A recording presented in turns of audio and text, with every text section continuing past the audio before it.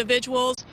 We will be coordinating with individuals from the FAA and the NTSB to gather more information, but we're going to wait until daylight so that everything can be handled in a very systematic and careful manner so we get the best information possible about the nature of the accident and the individuals that are involved. Can you confirm how many were on board or fatalities? Well, that's the thing. Right now, at this point, it is a recovery process. Okay, there is going to be a process to it. We don't have that information. We do know the plane could hold up to 10 people, so it's possible.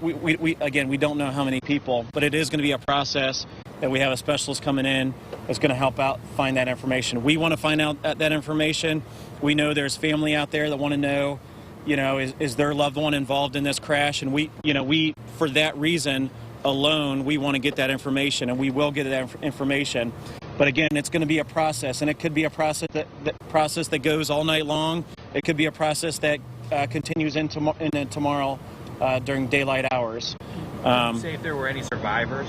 There are no survivors in the plane. Have you been told by the owner that there were 9 people on board? Because that's what the owner's saying. Have you received that information? No, I have not talked to the owner at this point. I'm not sure where these numbers are coming from. We've heard different numbers.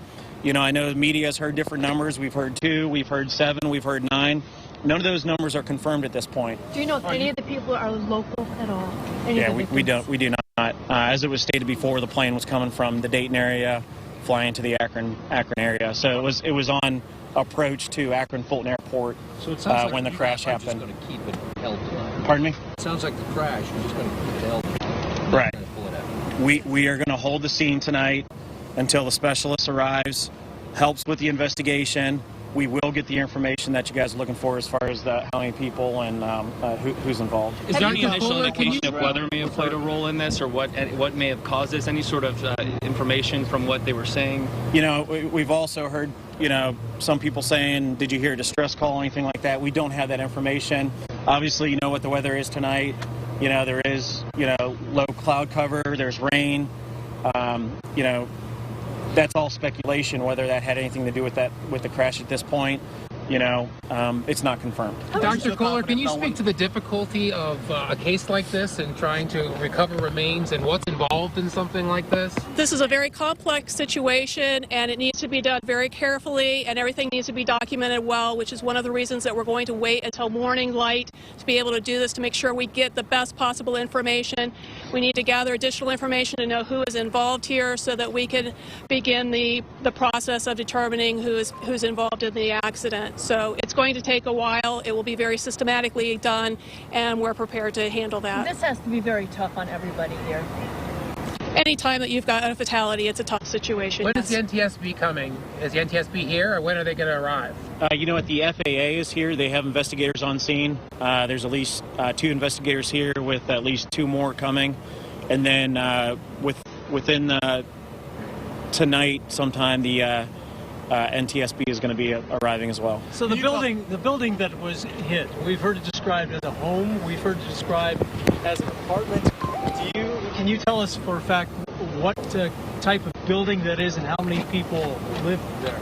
You know what? It's a brick building. I'm not sure if it was an apartment, if it was a 2-family. I believe it was just a 1-family apartment, is what it was. We did speak with the landlord.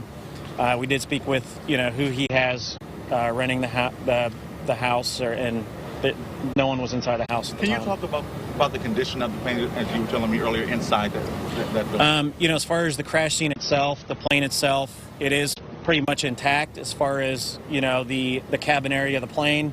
So everything is confined to a certain area. It is burnt.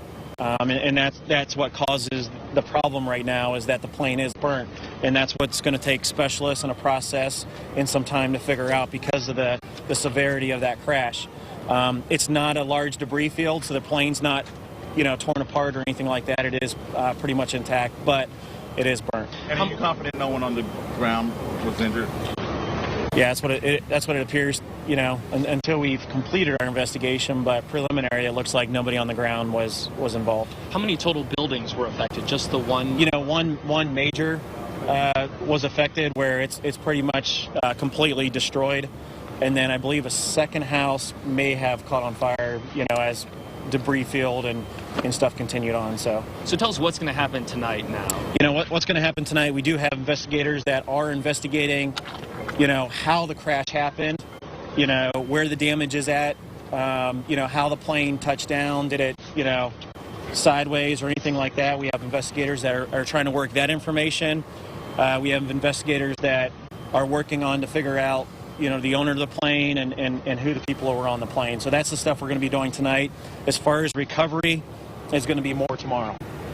Would the OSP or anyone else be involved with that distress call if there was one? And how soon could you find that out from the airport? Could you find out tonight whether there was an indication that they were having any trouble as they were coming in? Because some witnesses reported hearing a humming sound from the engine. Others reported that a wing had been tipping. Are you hearing any of that? And how quickly can you get that information?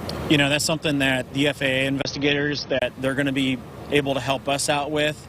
You know, they're more familiar with those types of things and have more access to that information. So it's something that we're going to look to the FAA, that who's helping with the investigation, to be able to answer those questions. Is everybody allowed back? And whether we get that tonight or not, I'm not sure. Everybody allowed back in their homes down there? Anybody evacuated? You know, there are people in the homes, and we're limited access to those people to be able to still travel, you know, through the area.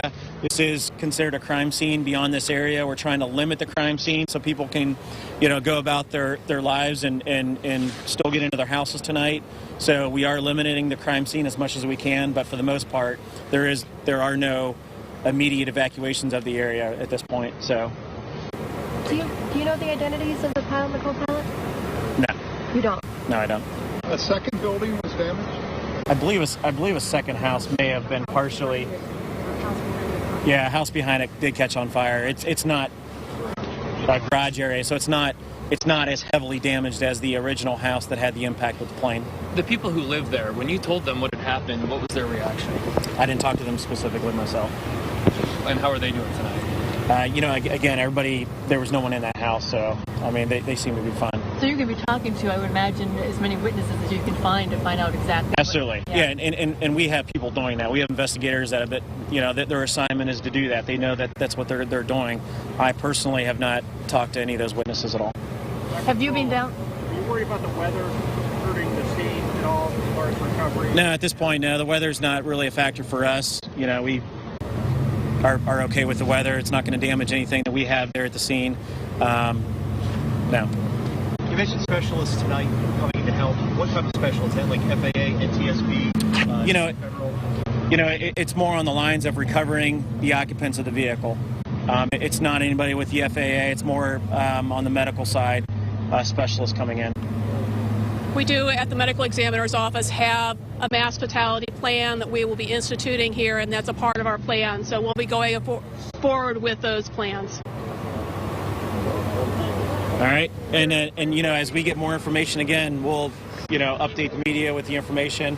I wish I could give you more information, but that's what we have. A scheduled time for our next briefing? You know what? I don't at this point. You know, I'd be more than happy to take some contact information, you know, from anybody that wants to give me business cards, and we can, you know, maybe get an email chain out where we make sure we update you with a media release, maybe give you more information as opposed, you know, as to when the next, you know, update is. So I'll be more than happy to be handed any business cards or anything like that. So, okay.